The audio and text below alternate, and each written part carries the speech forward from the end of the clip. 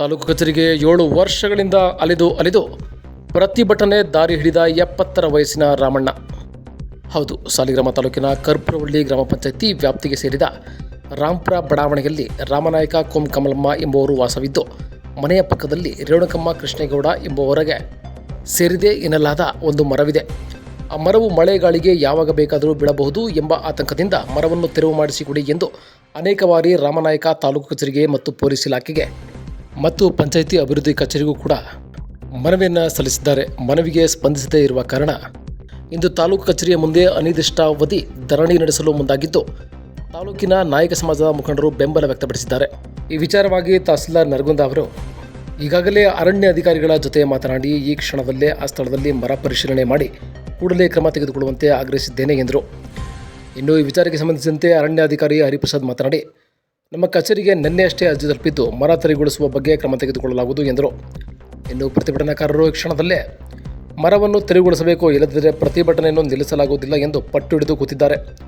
ಮುಂದೇನಾಗುತ್ತೋ ಕಾದು ನೋಡಬೇಕಾಗಿದೆ. ಆರ್ಜಿ ನ್ಯೂಸ್ ಜೊತೆ ಬಸವರಾಜು, ಸಾಲಿಗ್ರಾಮ.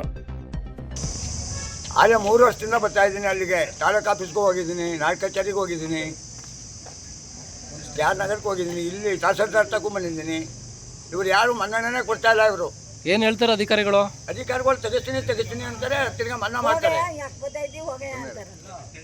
ಅಲ್ಲಿರೋ ಮರದಿಂದ ಏನಾದರೂ ಸಮಸ್ಯೆ ಐತೆ ಮನೆ ಮೇಲೆಲ್ಲ ಪೂರ್ತಿ ಗಲೀಜು. ಆಮೇಲೆ ಕೊನೆ ಭಯ ಅದೇ, ಅಡುಗೆ ಮನೆ ಅದೇ, ದನಿಂಗ್ ಕೊಟ್ಟಿಗೆ ಅದೇ. ಎಷ್ಟೊತ್ತಿನ ಬಿಡ್ತದೆ ಅಂತ ಗೊತ್ತಿಲ್ಲ ನಮಗೆ. 19ರಿಂದನೂ ಇದು ಕೇಸ್ ಕೊಟ್ಟಿದ್ದೀವಿ ಪೊಲೀಸ್ ಸ್ಟೇಷನಿಂದ, ಮತ್ತು ನಾಡ ಕಚೇರಿ ಮತ್ತು ಗ್ರಾಮ ಪಂಚಾಯತಿಯಿಂದ ಕೊಟ್ಟಿದ್ರು. ಅವರು ಏನು ಕುಮ್ಮ ಕೊಡ್ತಾ ಇಲ್ಲ. ಇಲ್ಲಿ ಬಂದು ಸರಿಪಡಿಸ್ತೀನಿ ಅಂತ ಬರ್ತಾರೆ, ಒಯ್ತಾರೆ. ಇಲ್ಲಿ ತಹಸೀಲ್ದಾರ್ ಆಫೀಸಿಗೆ ಬಂದ್ರಂತೂ ತಹಸೀಲ್ದಾರ್ ನಮ್ಮ ಅರ್ಜಿನೇ ತಗೋತಾ ಇಲ್ಲ, ಅದು ನಮಗೆ ಸಂಬಂಧಪಟ್ಟಿಲ್ಲ ಅಂತ ಹೇಳ್ತಾರೆ. ಈಗ ಅದು ಮರ ಮನೆ ಮೇಲೆ ಬಿದ್ದಿದೆ, ಆಲಿ ಕೊಂಬೆಗಳು ಬಿದ್ದು ಹಂಚು ಮತ್ತು ಗಳೆಲ್ಲ ಒಡೆದೋಗವೆ. ಈ ಸೀಟೆಲ್ಲ ಒಡೆದೋಗಿರೋದಕ್ಕೆ ನಾವು ಮತ್ತೆ ಹಾಕ್ಕೊಂಡಿದ್ದು ಮತ್ತೆ ಬಿದ್ದು ಒಡೆದೋಗದೆ. ಈಗ ಮತ್ತೆ ಮನೆ ಮೇಲೆ ಮರ ಇದೆ, ಅದೇ ಗಾಳಿ ಬೀಸಿದ್ರೆ ಇವು ಹೆಚ್ಚು ಕಮ್ಮಿ ಅರ್ಧ ಮನೆ ಮೇಲೆ ಬಿದ್ದಿರ್ತದೆ. ಯಾವಾಗ ಬೀಳೋದು ಸಾಧ್ಯತೆ ಇದೆ ಅನ್ನೋದು ಗೊತ್ತಿಲ್ಲ. ಇದಕ್ಕೆ ನಮಗೆ ನ್ಯಾಯ ಬೇಕು. ನಾವು ಕೇಳ್ತಾ ಇದ್ದೀವಿ, ಸ್ಟೇಷನ್ಗೂ ಹೋಗಿ ಕೊಟ್ಟಿದ್ದೀವಿ. ಸ್ಟೇಷನಲ್ಲಿ ಏನೂ ಗಮನ ಹರಿಸ್ತಾ ಇಲ್ಲ, ಸಾಲಿಗ್ರಾಮ ಸ್ಟೇಷನಲ್ಲಿ. ಮತ್ತು ಇಲ್ಲಿ ತಹಸೀಲ್ದಾರ್ ಆಫೀಸಿಂದ ಏನೂ ಉಪಯೋಗ ಬರ್ತಾ ಇಲ್ಲ. ಮತ್ತು ಅರಣ್ಯ ಇಲಾಖೆಗೂ ಕೊಟ್ಟಿದ್ದೀವಿ. ಯಾವುದೇ ಇದರಿಂದ ನಮಗೆ ನ್ಯಾಯ ಸಿಕ್ಕಿಲ್ಲ. ವಾಲ್ಮೀಕಿ ಸಮಾಜಕ್ಕೆ ಸೇರ್ತಕ್ಕಂಥ ನಮ್ಮ ರಾಮನಾಯ್ಕ ಅವರೆಲ್ಲ ಇವರು, ಅವ್ರ ಮನೆ ಪಕ್ಕ ಒಂದು ಮರ ಖಾಲಿ ನಿವೇಶನ ಐತೆ. ಅಂದರೆ ಇದೇ ತಾಲೂಕು ಕಚೇರಿ ಕೆಲಸ ಮಾಡ್ತಕ್ಕಂಥ ಒಬ್ಬ ಸಿಬ್ಬಂದಿ ರಾಕೇಶ್ ಅಂತೇಳಿ ಅವ್ರ ಕುಟುಂಬಕ್ಕೆ ಸೇರ್ತಕ್ಕಂಥ ಮರ ಅದು ಇವ್ರ ಮನೆ ಮೇಲೆ ಈಗ ಆಲ್ರೆಡಿ ಅರ್ಧ ಬಾಗಿದೆ. ಅದು ಯಾಕೆ ಚಂದಲ್ಲಿ ಬೇಕಾದ್ರೆ ಮನೆ ಮೇಲೆ ಬಿಡ್ಬೋದು. ಆ ಮರನ ತೆರವು ಮಾಡಿ ಅಂತೇಳಿ ಈಗಾಗಲೇ ತಾಲೂಕು ಪಂಚಾಯತಿ, ಗ್ರಾಮ ಪಂಚಾಯತಿ, ತಾಲೂಕು ಆಡಳಿತ ಮತ್ತು ಪೊಲೀಸ್ ಸ್ಟೇಷನ್ ಸೇರಿದಂತೆ ಎಲ್ಲ ಕಡೆ ಸುಮಾರು 1919ರಿಂದ ಇವರು ನಮ್ಮ ರಾಮನಾಯ್ಕರು ಎಲ್ಲ ಇಲಾಖೆ ಸುತ್ತವ್ರೆ. ಇವತ್ತುವರೆಗೆ ಅವ್ರು ನ್ಯಾಯ ಸಿಕ್ಕಿಲ್ಲ. ಹಾಗಾಗಿ ಆ ಮರ ಏನಾದ್ರು ಒಂದು ವೇಳೆ ಮನೆ ಮೇಲೆ ಬಿದ್ದು ಪ್ರಾಣ ಹಾನಿಯಾದರೆ ಆ ಜವಾಬ್ದಾರಿನ ಆ ಕುಟುಂಬದ ಯಾರು ರಾಕೇಶಿದ್ದಾರೆ ಆ ಕುಟುಂಬ ಜವಾಬ್ದಾರಿ ಹೊತ್ಕೋಬೇಕು. ಜೊತೆಗೆ ತಾಲೂಕು ಆಡಳಿತ ಹೊತ್ಕೋಬೇಕು. ಅದು ಏನೇ ಇದ್ರೂ ಕೂಡ SC ST ಸಮಾಜದ ತಾಲೂಕು ಅಧ್ಯಕ್ಷರಾಗಿ ತಹಸೀಲ್ದಾರ್ ಇರ್ತಾರೆ.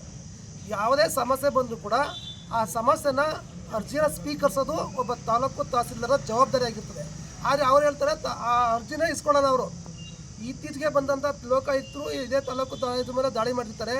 ಆಗಲೂ ಕೂಡ ಇವರು ಮನವಿಯನ್ನು ಕೊಟ್ಟಾಗ ಅವರು ಲೋಕಾಯುಕ್ತರು ಹೇಳ್ತಾರೆ ಈ ಸಮಸ್ಯೆನ 2 ದಿನದಲ್ಲಿ ಬಗೆಹರಿಸಬೇಕು, ಅದನ್ನು ಬಗೆಹರಿಸಿಲ್ಲ ಅಂತ ನನಗೆ ಗಮನಕ್ಕೆ ತನ್ನಿ ಅಂತ ಆ ರಾಮನಾಯ್ಕರಿಗೆ ಭರವಸೆ ಕೊಟ್ಟಾರೆ ಅವರು.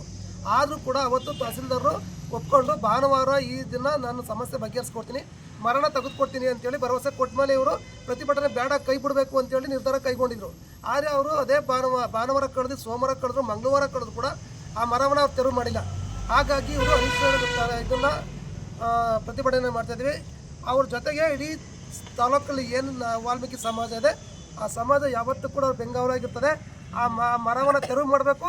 ಆ ಮನೆಯಲ್ಲಿರ್ತಕ್ಕಂಥ ಏನು ಇವತ್ತು ಜೀವಭಯದಿಂದ ಅವರು ಅಲ್ಲಿ ಜೀವನ ಮಾಡ್ತಾವ್ರೆ ಅವ್ರನ್ನ ಭಯಭೀತರಾಗಿ ಜೀವನ ಮಾಡಬೇಕು ಅವರು ಅಂದರೆ ಆ ಮರನ ತೆರವು ಮಾಡಿಕೊಡ್ಬೇಕು.